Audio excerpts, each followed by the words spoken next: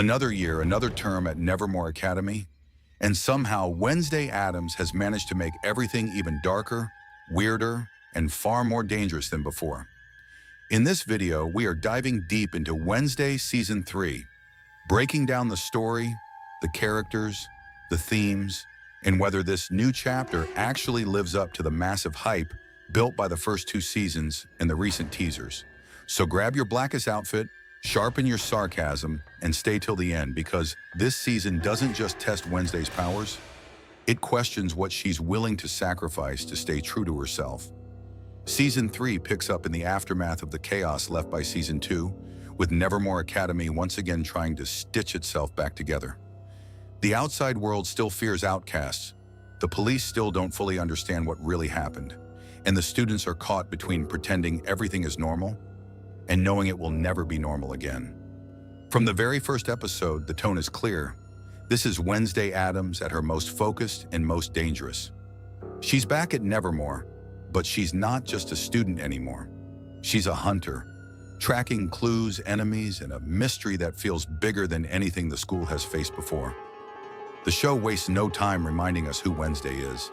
She still stalks the corridors like a ghost with a grudge, armed with her typewriter, her visions, and a total refusal to participate in anything resembling normal teenage life. But there's a twist. This time, she's not only reacting to threats, she's actively looking for them. At the heart of Season 3 is a new mystery tied directly to Wednesday's visions and to the dark history of the Addams bloodline. Strange omens haunt Nevermore, symbols carved into stone, sudden blackouts, and glimpses of something hunting in the shadows whenever the moon rises. Wednesday begins having more intense, fragmented visions, a ruined Nevermore, Enid howling in agony under a blood-red sky, and a figure cloaked in white fire reaching out for her. These visions are not just warnings, they're a countdown. Each time they hit, they leave her weaker, more exhausted, and more desperate to understand what they're trying to show her. As she digs deeper, Wednesday uncovers an old prophecy hidden in the school's forbidden archives. One that speaks of a raven who will either bind the monsters of the night or become their queen. It's a perfect setup for her character. The girl who refuses to belong now has to ask whether she's meant to lead. The season's main antagonist appears in the form of a mysterious figure connected to past experiments on outcasts. Someone who understands Wednesday's powers almost too well and seems to stay one step ahead of her every move. This isn't just another monster to kill. This is someone who treats Wednesday like a future ally or a future weapon. One of the most powerful threads of Season 3 revolves around Enid. After the events of Season 2 left her trapped in werewolf form and hiding in the woods, this season turns her struggle into an emotional anchor for the story. Wednesday, in her uniquely cold and awkward way, is on a mission to find her and bring her back. Enid's curse becomes more than a physical transformation. She starts losing herself, forgetting small pieces of her human life, like the names of her favorite playlists or the warmth of her colorful dorm room. Every time she reverts from wolf to human, it gets harder. She's terrified that one day she'll stay a beast forever. This gives us some of the best scenes in the season. Wednesday wandering through foggy, moonlit woods, following claw marks on trees and half-buried paw prints, refusing to admit out loud that she's worried. When she finally finds Enid, their reunion is not some cheesy, over-the-top hug. Instead, we get a brutally honest confrontation. Enid accuses Wednesday of only showing up when there's a mystery to solve, of treating people like puzzles instead of friends. Wednesday pushes back, insisting that saving Enid is the most logical course of action because functional allies are statistically rare. It's cold, but we see through it. Behind her sharp words, Wednesday is terrified of losing the one person who has consistently believed in her. Their dynamic this season walks a thin line between loyalty and resentment, creating a fragile but compelling bond that feels like the emotional spine of the story. Season 3 doesn't forget the rest of the Nevermore misfits. Several returning faces get their own mini arcs that tie into the main storyline. Eugene continues to be one of Wednesday's most loyal allies, but this time he's pulled into a deeper conspiracy involving strange insect mutations and a network of tunnels beneath Nevermore. Pugsley's presence grows, joining Eugene, and a new character in a trio that stumbles onto secrets that Wednesday hasn't uncovered yet, forcing him to grow from helpless little brother to someone who can actually make choices that matter. Ajax and Bianca's relationship moves from awkward tension to something more complicated as they get dragged into the political side of outcast society, dealing with councils and elders who are tired of Nevermore's constant scandals. The show also hints at the return of other familiar faces whose arcs were left open, including characters like Tyler, whose potential redemption adds an unpredictable wildcard energy to every scene he's in. You never know if he's genuinely trying to change, or if the monster inside him is just waiting for the right moment to surface again. These subplots help the season breathe.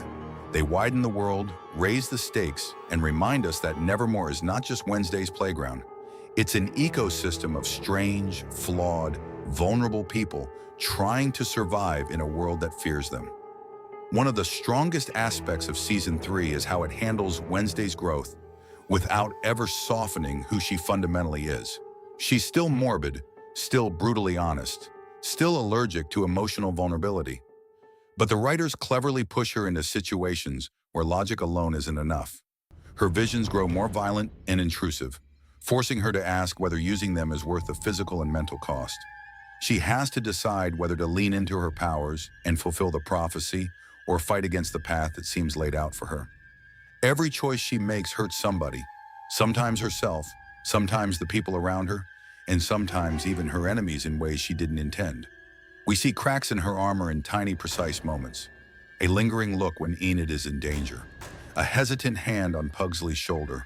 A rare, almost smile when Thing manages to save the day with a ridiculous plan that should never have worked. None of it feels like a betrayal of her core nature.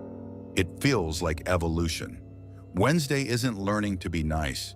She's learning that caring is not a weakness, it's just another weapon, one that can be turned against her if she's not careful. And that realization makes her more dangerous than ever. From a filmmaking perspective, Season 3 leans even harder into the gothic modern aesthetic that made the show stand out in the first place. The halls of Nevermore feel more haunted, the forests around it feel more alive, and the town's human population seems even more suspicious and paranoid after everything that has happened. The color palette plays into the story beautifully. Cold blues and grays for Wednesday's internal conflict, splashes of violent red during vision sequences, and Enid's chaotic rainbow energy twisted into darker, more muted tones as she struggles with her curse. The soundtrack is another highlight, using eerie strings, ticking clocks, and off-kilter piano melodies to build tension. Whenever Wednesday's visions kick in, the audio distorts, blurring reality and premonition. It never lets you fully relax, which is exactly how a supernatural mystery should feel. The editing is sharper this time, with quick cuts between Wednesday's investigation, Enid's transformation struggle, and the looming threat at Nevermore's borders. It feels like multiple storm fronts moving toward the same point, all destined to collide. Underneath all the monsters, prophecies, and dark humor, Season 3 is really about control. Who has it, who wants it, and who is willing to give it up? Wednesday fights to control her visions instead of letting them control her. Enid fights to control her transformation and keep hold of her humanity. The adults at Nevermore try to control the narrative presented to the outside world, pretending everything is under control when it clearly isn't. The prophecy hanging over Wednesday's head forces a deeper question. Is she simply playing out a role written for her long before she was born, or can she carve out her own path? The antagonist's whole pitch is built around this, telling her that destiny is just another word for potential, and that denying it is a waste of power. The season never hands over an easy answer. Instead, it shows Wednesday doing what she always does, rejecting labels, rejecting expectations, and making choices that feel wrong in the moment, but right for who she is. Whether that's heroic, selfish, or something in between, that's left for the audience to decide.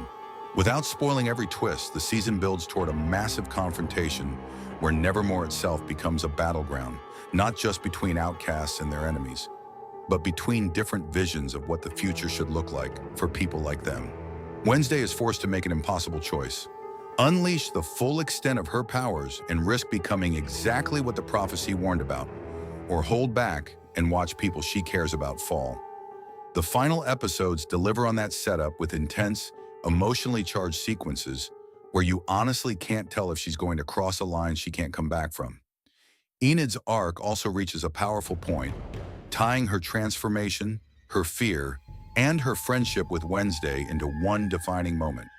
Whether you're watching for the horror, the drama, or the bond between those two, the finale gives you something to hold on to. The season ends with enough closure to feel satisfying, but with just enough threads left dangling to keep theories and discussions alive. A cryptic symbol, a new secret hidden in the ruins, and a final vision that suggests Wednesday's story is far from over. Is Season 3 worth watching? So does Wednesday Season 3 deserve your time? If you love the first two seasons for their mix of horror, sarcasm, and twisted coming-of-age storytelling, Season 3 absolutely continues that legacy and pushes it into more ambitious territory.